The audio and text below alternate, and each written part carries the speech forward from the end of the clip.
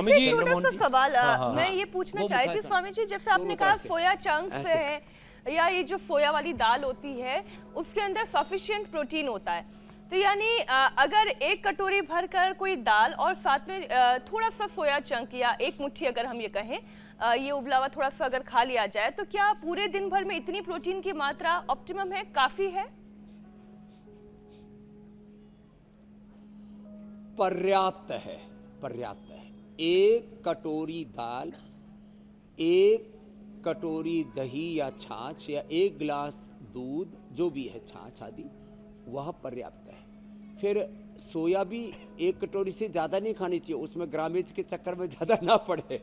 और एक गिलास माने एक कटोरी दही, एक कटोरी छाछ, एक कटोरी जो है सोया। और इसके साथ साथ एक और बताना चाहता हूँ, मात्र 50 ग्राम आपने अंकुरित मूंग, अंकुरित चना, चना में भी बहुत हेल्दी प्रोटीन होता है और सबको सुलभ है, बहुत महंगा नहीं होता है।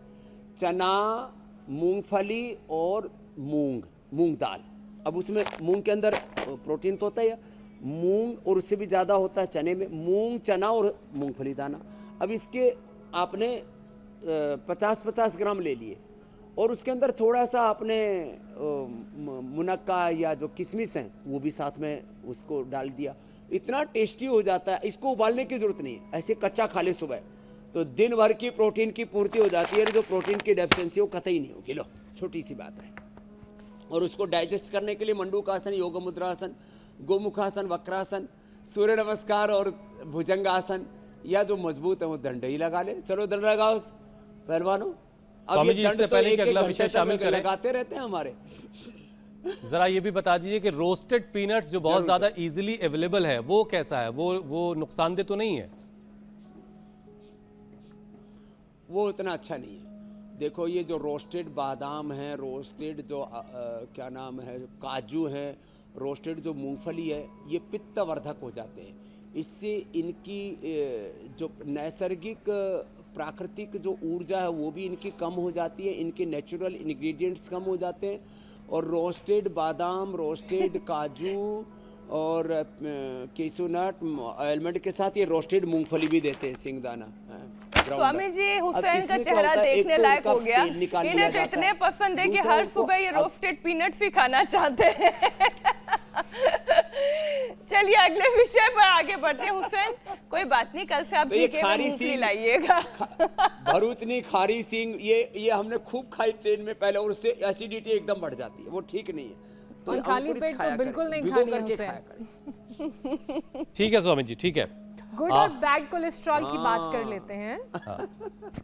चलो स्वामी जी, प्रोटीन सप्लीमेंट ज्यादा और लंबे वक्त तक लेने पर शरीर में गुड कोलेस्ट्रॉल और कैल्शियम की कमी भी हो जाती है, तो ऐसे में इस कमी को कैसे दूर किया जाए और क्या वो उपाय करें जिनसे हार्ट और बोन्स हमारी हेल्दी रहें और ये बैलेंस बना रहे गुड कोलेस्ट्रॉल का? दूध, दही, छाछ तो नेचुरल विकल्प हैं कैल्शियम के, और सिंघाड़े का आटा, चौलाई का आटा और ये बाजरे का आटा, रागी, ये जो मिलेट्स हैं ये नेचुरल विकल्प है कैल्शियम के।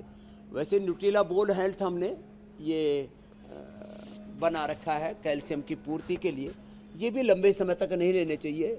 नैसर्गिक तौर पर आप जो साग सब्जियां, फल आदि खाते हैं उनमें कैल्शियम की पूर्ति हो जाती है।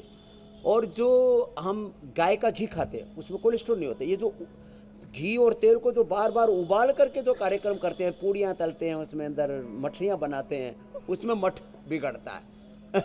तो ये गाय का घी 1-2 चम्मच खाते रहें, अथवा जितने भी ड्राई फ्रूट्स हैं उनको भिगो करके खा लें।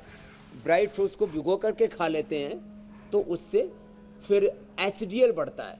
गाय के घी से, ड्राई फ्रूट से एचडीएल बढ़ता है और ख़राब कोलेस्ट्रॉल, ट्राइग्लिसराइड नहीं बढ़ता है।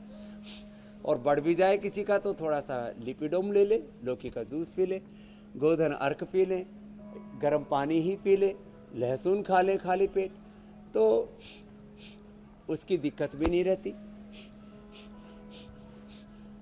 स्वामी जी देखिए, ये सारी दुनिया, चूंकि आज हम ओवरऑल ग्रोथ की बात कर रहे हैं बॉडी की, तो ये सब कुछ जो कुछ दिख रहा है ये सब आंखों के जरिए ही दिख रहा है। और आँखों की रोशनी बरकरार रखना बहुत ज़रूरी है। तो प्रोटीन का जो असर है वो मतलब आँखों को हम कैसे अपने उसकी रोशनी को कैसे बनाए रखा जाए, और प्राणायाम कितना कारगर है, इसका भी एक सेशन करवा दीजिए। चलो अनुलोम विलोम तो सब करो, ये शुरू से यही करने में लगे हुए थे। चलो बेटा आप लोग भी करो अनुलोम विलोम। इनको तो पूरा हमने कोर्स करवाया कि आप 100 200 500 बार ऐसे दंड लगा सकते हो। फिर ये अनुलोम विलोम जरूर करना है। और ये प्रोटीन खा खा करके जिनके लीवर खराब हो रहे हैं उनको लिवोग्रिट या लिवामृत अथवा कुमारियासव, पुनर्नवारिष्ट जो हमारी ट्रेडिशनल चीज़ें, आंवला, एलोवेरा आदि का जूस, गिलोय का जूस, ये या सर्वकल्प काढ़ा ये पिला दें, नहीं तो लोगों के लीवर गड़बड़ हो जाते हैं। लंबे समय तक प्रोटीन का ये एक्सेस प्रयोग होता है। और किडनियाँ, क्रेटिनिन बहुत गड़बड़ हो रहा है, उसके लिए रिनोग्रिट, गोखरू, कुलथ, जौ का पानी, चंद्रप्रभा, गोक्षरादि, पुनर्नवादि, मंडूर, ये जो सदियों से हमारे यहाँ औषधियाँ प्रयोग आती हैं। और नीम और पीपल के पत्तों का रस 25-25 ml। अब बात आई आँखों की। आँखों के लिए आंवले का जूस या आमल के रसायन 200 ग्राम, सप्तामृत लो 20 ग्राम, मुक्ता सुक्ति 10 ग्राम, मोती पिष्टी 2 से 4 ग्राम, इसमें रसराज या वसंत कुसुमाकर रस मिला देते हैं 2-2 ग्राम, तो फिर ये परम औषधि तैयार हो जाती है। जिनको इतना ना करना हो, रेडीमेड ही चाहिए, तो आईग्रिट गोल्ड ले लो, सुबह शाम 2-2, और आंवले के रस से एनिमा कर लो, उसमें सप्तामृत लो मिला दे तो बात ही कुछ और हो जाएगी। जिनकी आंखों की रोशनी पूरी चली गई थी उनको भी आंखों की रोशनी मैंने लौटाई। और मैंने कईयों को देखा है, एक बच्चे ने प्रोटीन पाउडर खाया और उसकी आंखों में ब्लड उतर आया था। तो ये अनुलोम विलोम बहुत ज़रूरी है। किसी की तो मौत भी हो जाती है। हमारे PRI के जो हेड है अनुराग वार्ष्णेय, उनका एक रिलेटिव उस किसी जिम में जाता था, ज़्यादा प्रोटीन पाउडर खाया और योगाभ्यास किया नहीं, एक्सरसाइज जिम वाली है वो, बॉडी बनाने के चक्कर में मर ही गया बालक। तो हम लोगों को मौत के मुंह से भी बचाते हैं। और बॉडी अच्छी बनाने के साथ लिवर, किडनी, हार्ट, ब्रेन, आंखें सब अच्छा रखने के लिए ये योग तो जरूरी है मेरे भाई।